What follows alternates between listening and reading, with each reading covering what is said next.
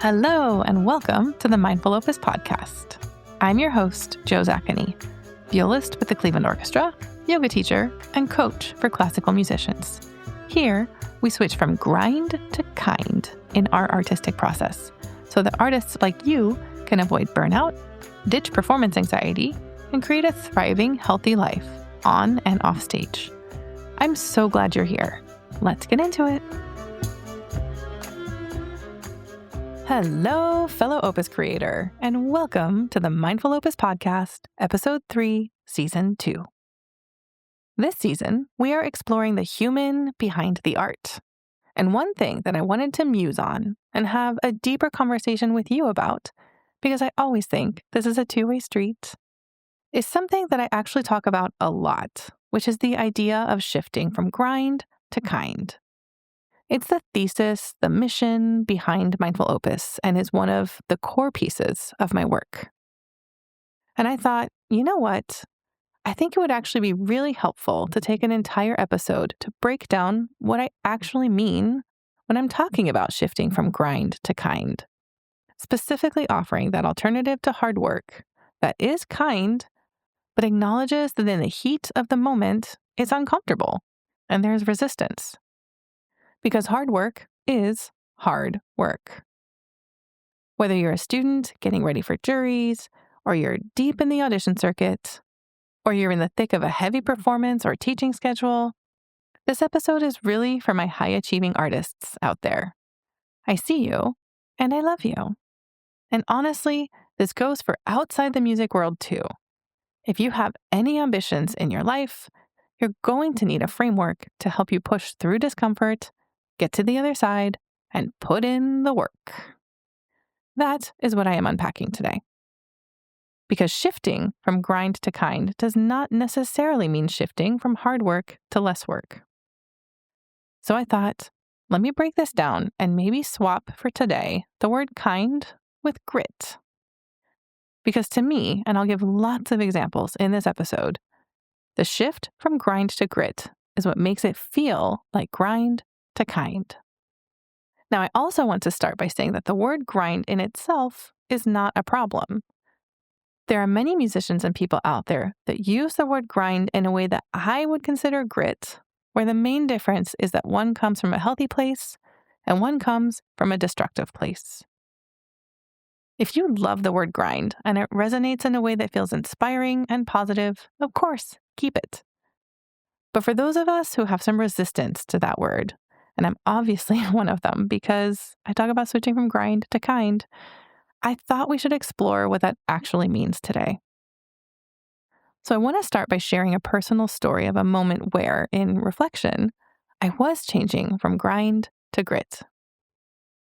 About a decade ago, I was preparing for an audition and I was very much on the grind train, just chugging along. And I knew at some point I would have to record myself. I was like, okay, I need to face what I sound like. And let me just say, I've never been a fan of recording myself. It always creates a lot of anxiety for me. So this was about 3 weeks outside of the audition, and I decided, okay, today is the day. I'm going to record. While I was recording, I heard mistakes happening in real time, and I could feel my adrenaline coursing through my body. I could feel the shame taking over, feeling more and more disheartened throughout the recording. When I finally sat down to listen to it afterwards, I was frankly terrified. And when it was over, I'd heard all the blips, and I ended up in tears, but not necessarily for the reasons you would think. Because it turned out it wasn't the catastrophe that had registered under my ears. Any blips were very manageable to fix and not nearly as dire as what I'd thought they would be. Noticing that I could have mistakes without that panicked, quote, end of the world narrative allowed me to shift into what I now know is a growth mindset versus a fixed mindset. What I think I was going through when those mistakes were happening in real time, and I reflected on this quite a bit, was a general thinking of, if I mess up, I'm not good enough and I should just give up. And after I listened back to that recording, my thinking shifted to, okay, so I messed up. I can improve. That's what practicing's for. So in that shift from fixed to growth mindset, my entire prep from that moment onwards changed. And I just want to pause for a second because those terms get used a lot. This comes from Carol Dweck's research, who I referenced in a season 1 episode titled The Perfection Trap, if you want to go check that out afterwards. But basically, a fixed mindset is when mistakes feel like they're proof that you're not good enough, and it creates a lot of internal pressure. Whereas a growth mindset is when mistakes are just part of your learning and focuses a lot more on the process of getting better, which inherently takes some of that pressure off. Okay, back to my story. What shifted when I took some of that pressure off was that I welcomed hard work in a completely different way. I got really curious and started testing myself and my skills by putting myself in uncomfortable situations voluntarily. One quirky thing I tried was playing while walking on a treadmill, which I only recommend you do if you're extremely careful and go very, very slowly. But I found that, for me, that added element of instability made playing on solid ground feel way easier. I also put up a video camera, hung up a sheet, and pretended I was playing for a screen so I could get more comfortable performing without that audience connection piece. I know some people who play better and feel safer with the anonymity of a screen, but that wasn't me, so I had to work on my mindset. And every time I tried one of these things, I got nervous. I felt super uncomfortable, it all felt scary, and it felt hard. But without that pressure, I had created a different relationship to the scary and the hard. And now I know that those moments were grit. I had shifted from pressure to perseverance. And while grind felt like, I have to do this, grit felt like, no, I'm choosing to do this. I'm choosing to do this for myself because I have these goals that I want to go for. There was also a letting go of a particular outcome because the hard work was so much more about my desire to grow and improve than it was about anything else. The outcome truly didn't matter as much as the journey. What mattered was the work, not the prize, which made the work so much more enjoyable overall and did end up helping me perform much better. And because I've previously talked about excellence over perfection quite a bit, I can now reflect on that moment and see that I had switched my mindset without knowing it. I had dropped the grind and switched to grit. There's also a lot of science that supports the benefits of grit. One of the best pieces of research on this idea comes from Angela Duckworth, whose work looks at why some people are able to stay committed to long-term goals, even when it gets hard. Dr. Duckworth defines grit as passion and perseverance for long-term goals. What she means by that is not just working hard in short bursts, but having a North Star that sustains that passion and creates the stamina to stay connected to something you care about deeply over years, sometimes decades, showing up and working when you don't want to, refining your craft, sticking with it even when progress is slow or things feel frustrating, and especially when results aren't immediate. From the outside world, that kind of work can look exactly the same as grind, but the difference is that it's fueled by something you're already passionate about, and that passion is what makes perseverance possible. In other words, grit is less about intensity in the moment and much more about sustained commitment over time. And when that sustained commitment is supported by that internal purpose, it becomes something much healthier. We actually see this in motivational science as well through something called self-determination theory by Deci and Richard Ryan. In their work, they distinguish between two types of motivation. There's controlled motivation, which is driven by things like shame, external approval or rewards, avoiding punishment, and the need to prove your worth. And then there's autonomous motivation, which is driven by your personal values, curiosity and that sense of enjoyment in the process itself, and the feeling that you are choosing to do something because it matters to you. To quote them directly, autonomous motivation involves acting with a full sense of volition and choice, whereas controlled motivation involves acting with a sense of pressure and demand.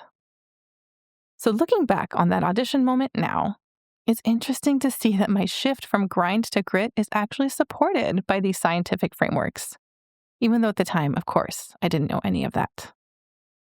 And I certainly won't say that I was off the grind train.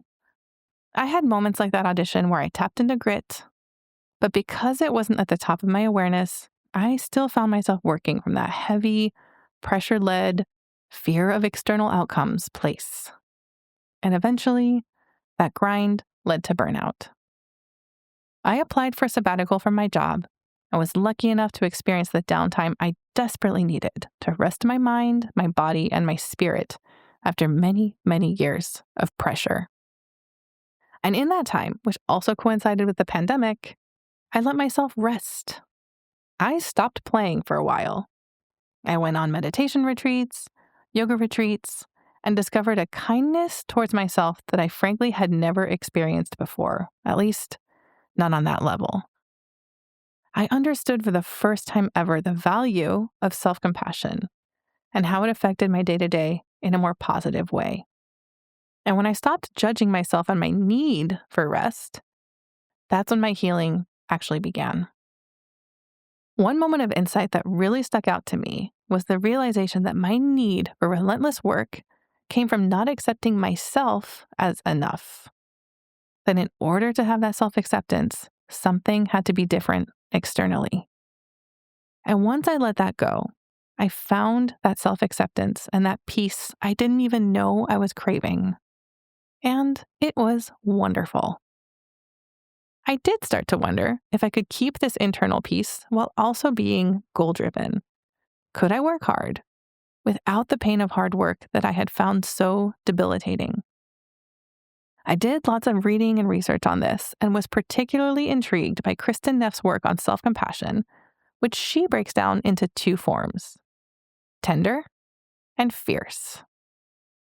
Tender self-compassion is what I would say I was experiencing during my recovery period. It wasn't a lot of striving or goal setting, but really about stillness and self-soothing. Dr. Neff describes it as the mama bear quietly tending to her cub. In contrast, fierce self-compassion is much more active and action-based. It's about setting boundaries, saying no, advocating for yourself, and taking action to protect your well-being. All what I also call the inner coach, and what she describes as mama bear protecting her cub. So I thought maybe fierce self-compassion could be the solution to facing the pain of hard work without the extra pain of pressure. And it turns out it's a big part of it. It's what motivates you to get off the couch, that voice of encouragement and friendly support that still pushes you through discomfort, but does so from a completely different place. A place where you have your own back instead of beating yourself up. So when you combine Angela Duckworth's grit, self-determination theory, and Kristin Neff's fierce self-compassion, you start to see what grind to kind actually looks like. It's essentially kindness in action. It's healthy motivation, sustainable work towards high standards, and pushing through discomfort. Because as we already talked about, every meaningful goal will hit multiple moments where you just think, I don't want to do this. But when you zoom out, lean into your values, and shift the tone of how you're talking to yourself, while still not letting up on the gas pedal, that's when you can lean into grit over grind. So I want to end this episode with a small exercise, something you can take with you and experiment with on your own journey from grind to grit. First, think of a moment in your life when you're in that grindy space, where whatever it is feels like heavy pressure, dread, and like your worth depends on a particular outcome. Next, get curious and notice the thoughts creating that pressure. See if you can hear your thinking without judging it. Write out your thoughts if you need to. You're just getting data on those thoughts. Remember, for example, my audition story was, if I mess up, I'm not good enough. You might even notice that pressure somewhere in your body. tightness in the chest, tension in your belly, just acknowledging that the pressure is there. Maybe take a few deep breaths here too to support your nervous system. Once you've examined where that pressure is, it's time to come up with that autonomous motivation. Make this moment about you, your internal values, your own personal meaning. I'm doing this because it matters to me. Excellence is my value, and I'm doing this for the musician I want to be. You can also explore what your inner coach has to say. Now, I have a whole episode in season 1 on this too, if you want to check that out, where we're tapping into fierce self-compassion, that's self-advocacy and self-determination. Things like, I don't know yet is perfectly okay. I'm going to figure it out. And finally, actively choose grit. I'm not afraid of hard work. I'm choosing grit over grind. I can feel the discomfort and do it anyway. Make a little sound if you need to. Literally a gentle growl towards yourself like, let's go. Rub your hands together and get that energy shift going. Do this from feeling determined, not from harsh self-discipline. From perseverance, not pressure.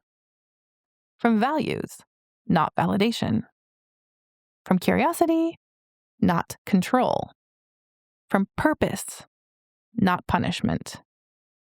From caring about the journey, not the jury.